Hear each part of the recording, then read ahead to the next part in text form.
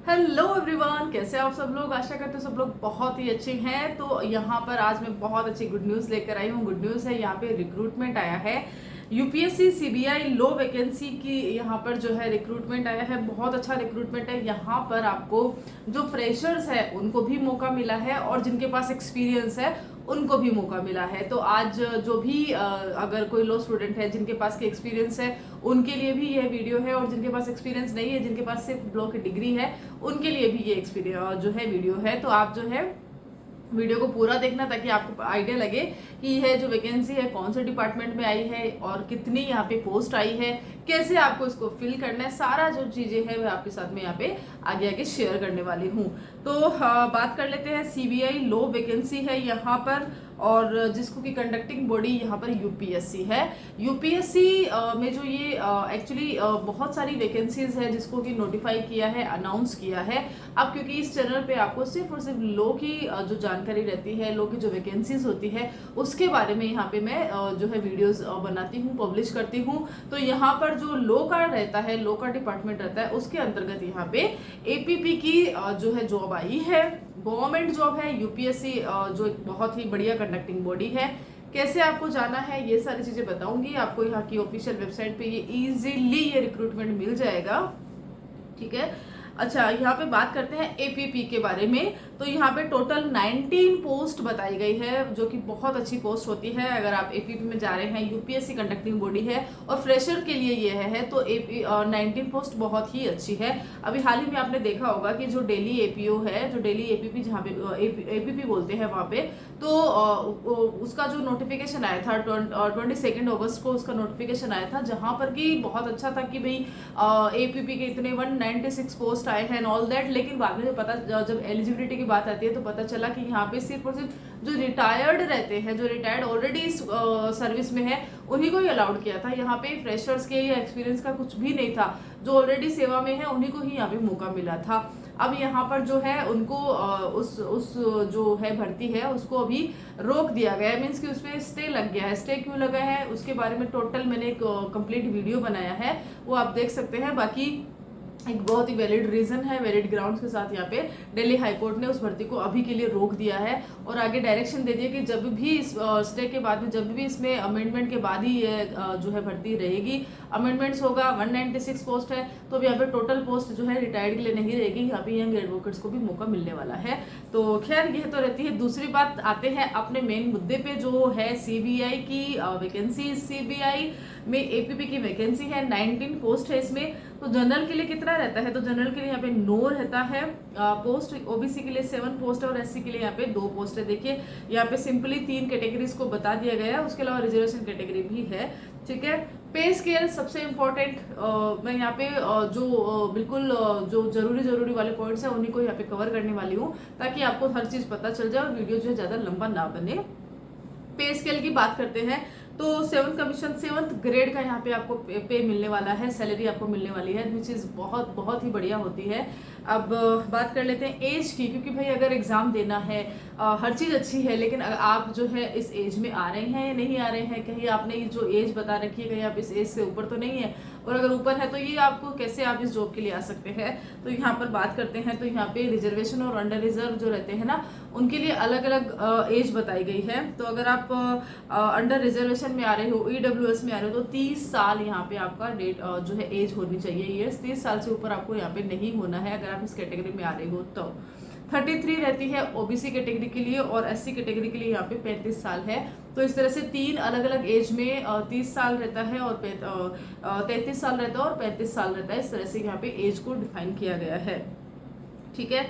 Vacancy कौन सी website पर है, वह वेबसाइट मैं आपको डिस्क्रिप्शन बॉक्स में जो है मेंशन कर दूंगी, ताकि आप सीधे, क्योंकि गवर्नमेंट की वेबसाइट है तो आपको ऐसा कुछ भी नहीं रहेगा, सीधे जैसे ही आप क्लिक करते हो वैसे सीधे आप गवर्नमेंट की वेबसाइट पे पहुंचने वाले हो, तो आपको इजीली रिक्रूटमेंट भी मिल जाता है। अब इसमें आगे बात करते हैं। ये जो दूसरी वैकेंसी मैंने आपको बताया, ये तो रहता है फ्रेशर के लिए। अभी जो एक्सपीरियंस आपको मांगा गया है वह कौन सी है और उसके लिए आपकी क्या एजुकेशन क्वालिफिकेशन चाहिए, हर एक चीज जो है उसके साथ में हम शेयर करने वाले हैं। आपको करना क्या है, वीडियो में बने रहना है।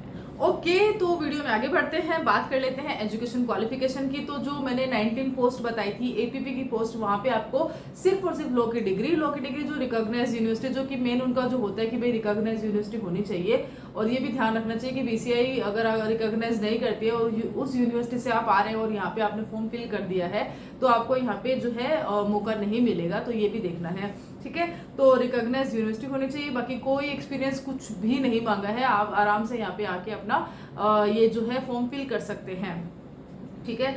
दूसरी अब बात कर लेते हैं हम सेकंड वैकेंसी, जो कि सेम डिपार्टमेंट में है, सेम कंडक्टिंग बॉडी है, सेम रिक्रूटमेंट है। आपको कुछ भी नहीं करना है, बस अपना एजुकेशन क्वालिफिकेशन के आधार पे, एक्सपीरियंस के आधार पे अपना जो है यहाँ पे आपको फॉर्म फिल करना है। दूसरी बात होती है पीपी साहब की। यस, यहाँ पे सरकारी वकील पहले थे और यहाँ पे जो सीनियर का रहता है, तो यहाँ पे पीपी साहब का है। पोस्ट कितनी है? 25 पोस्ट है, जो बहुत अच्छी पोस्ट आई है, ठीक है। यहाँ पर भी अलग अलग कैटेगरी के हिसाब से यहाँ पे डिफाइन किया गया है कि यहाँ पे अंडर रिजर्व को 12 पोस्ट मिलने वाली है, ईडब्ल्यूएस को 2 मिलने वाली है, ओबीसी को यहाँ पे 8 बताई गई है, और उसके अलावा एससी और एसटी में 2 और 1 पोस्ट जो है यहाँ पे बताई गई है। पे स्केल की आ जाते हैं, बात कर लेते हैं सीधा सैलरी कितनी मिलने वाली है भाई। तो देखिए यहाँ पे अलाउंसेस भी आपको मिलते हैं, प्लस सैलरी की बात करते हैं। तो यहाँ पर अगर आप पीपी में फॉर्म फिल करते हैं तो यहाँ पर जो है आपकी जो यहाँ पे ओके लेवल 10 यहाँ पर आपको बता रखा है, और यहाँ पे एक्सपीरियंस भी बता के रखा है कि आपको यहाँ पे एक्सपीरियंस भी देना पड़ेगा। कितना एक्सपीरियंस देना पड़ेगा कि भाई लॉ की डिग्री तो रहेगी, उसके साथ में 7 साल का आपके पास में प्रैक्टिस होनी चाहिए। आप रेगुलर जो है कोर्ट के जो है आपको वो होना चाहिए। ऑल्दो ऐसा नहीं है कि फॉर्म भरते वक्त आप रेगुलर हो। अगर आपने 15 साल से कर रहे हो, आप 10 साल से कर रहे हो, आपने रजिस्ट्रेशन भी करवा रखा है, लेकिन यहाँ पे एक चीज और मांगी है, वह है कि आपने क्रिमिनल केसेस में आपने 7 साल की एक्सपीरियंस आपको दिखानी है यहाँ पे। तो ये सारी चीजें रहती है, तो आप जो है वहाँ पे वकालतनामा ये सब करवा सकते हैं। एक्सपीरियंस के लिए आप जो है बार अपना जो भी कंसर्न बार होती है वहाँ पे जाके आप जो अपना एक्सपीरियंस निकलवा सकते हैं। वो सारा कुछ मैंने इसी चैनल में बता रखा है कि वह कैसे होता है, कैसे आप जो है अपना बार एक्सपीरियंस निकलवा सकते हैं, कब से काउंट होता है। अगर आप चैनल पर विजिट करते हैं तो आपको बहुत सारी छोटी छोटी जो बारीकी होती है वकालत की, उसके बारे में भी मैंने बता के रखा है। ऑल्दो अगर आपकी क्वेरीज रहती है, आप जानना चाहते हैं कि as a fresh law graduate और as a law advocate junior, तो आपको कुछ छोटी छोटी चीज़ें होती है, क्योंकि हर कोई अपनी लाइफ में जब प्रैक्टिस में जाते हैं, ग्राउंड पे जाते हैं, तो उनको वहाँ पे इश्यूज आता ही है। हमें भी आता है, हमें भी आया था।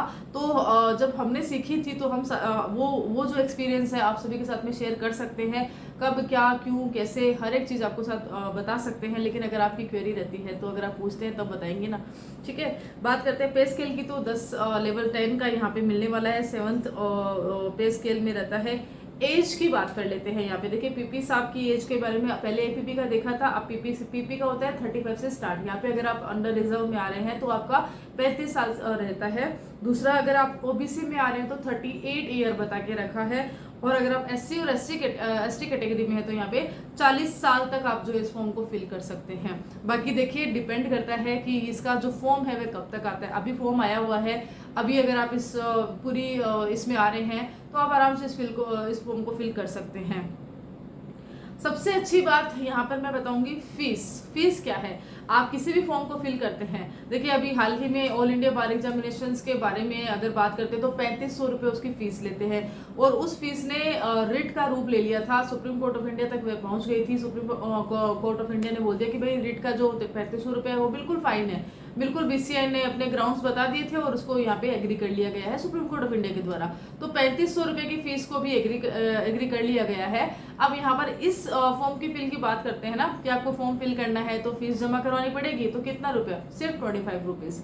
यस, सिर्फ और सिर्फ 25 रुपीज में आप जो है ये फॉर्म फिल कर सकते हैं। अब इसमें भी बहुत अच्छी एक चीज है, अगर आप महिला है और अगर आप रिजर्वेशन कैटेगरी में आ रहे हैं, आप बेंचमार्क डिसेबिलिटीज में आ रहे हैं, अगर आप इन कैटेगरीज में आ रहे हैं तो फ्री ऑफ कॉस्ट कोई फीस आपको नहीं देनी है और आप जो है यहाँ पे अपना फॉर्म फिल कर सकते हैं। तो बहुत ही अच्छी बात है। लेकिन हाँ, अगर आप रिजर्वेशन कैटेगरी में नहीं हो, ठीक है, और आप जो है पुरुष हो तो आपको सारे के सारे जो भी यहाँ पे जो बता रखा है उसके अकॉर्डिंगली आपको यहाँ पे फीस देनी है, वो यह 25 रुपये देनी है। तो आप जो है इजीली कर सकते हो। बाकी हाँ, अगर आप इस पीडीएफ में जाते हो तो यहाँ पर आपको पता चलता है कि एज अ एपीपी और एज अ पीपी आपको यहाँ पे क्या काम करना रहता है। मेनली यहाँ पे प्रोसीडिंग्स जो लिटिगेशन रहता है उसका रहता है। आपको यहाँ पे अपने सीनियर और जूनियर के हिसाब से वर्क करना रहता है। जो सीनियर रहते हैं वो आपको काम डेलीगेट करते हैं, कितना फाइल्स रहता है, इतना सब कुछ रहते हैं। आपको यहाँ पे उनको अपना जो काम है दिन भर का जितना भी आपको टारगेट मिलता है उसके हिसाब से आपको सबमिट करवाना रहता है। तो इस तरह से ड्यूटीज रहती है, वर्किंग डेज रहते हैं, वर्किंग आवर्स रहता है, हॉलीडेज भी रहते हैं, हर एक चीज रहती है। तो वो ड्यूटीज में वहां पे जाके आप इजीली चेक कर सकते हैं। यहाँ पर उनके बारे में ज्यादा बता नहीं सकते, वीडियो लंबा हो सकता है इसलिए। ठीक है, बात कर लेते हैं सीधा सीधा आपको फॉर्म फिल कैसे करना है। तो बात कर लेते हैं फॉर्म फिल की। तो यहाँ पे सबसे पहले जाना है हमें इसकी जो ऑफिशियल वेबसाइट है वहाँ पर, और upsc.www.upsconline.government.in, ठीक है, यहाँ पर आपको जाना है। मेंशन कर दूंगी डिस्क्रिप्शन बॉक्स में भी, आप इजीली देख सकते हैं। ठीक है, 23 अगस्त से 11 सितंबर तक ही आपको ये फॉर्म फिल कर सकते हैं। तो बहुत ही कम दिन बचे हैं, तो आप जो है इसके बारे में फॉर्म जो है इसका फिल कर सकते हैं। इसके सिलेबस के बारे में, इसके एग्जामिनेशन पैटर्न के बारे में क्या है कैसा है वह मैं आपको नेक्स्ट वीडियो में बता दूंगी, क्योंकि ये वीडियो लंबा हो जाएगा। ठीक है, ठीक है। फॉर्म फिल करते वक्त आपको ये ध्यान रखना है कि आप इसके फॉर्म फिल कर रहे हो, आपको रिलेवेंट डॉक्यूमेंट्स यहाँ पे अटैच करने हैं, फोटोज अटैच करने। तो एक चीज़ ध्यान रखिए कि बार बार करेक्शन का मौका मिले नहीं मिले तो आपको सही से फोटोज यहाँ पे अपलोड करना है। बिल्कुल रिसेंट फोटो आपको अपलोड करना है।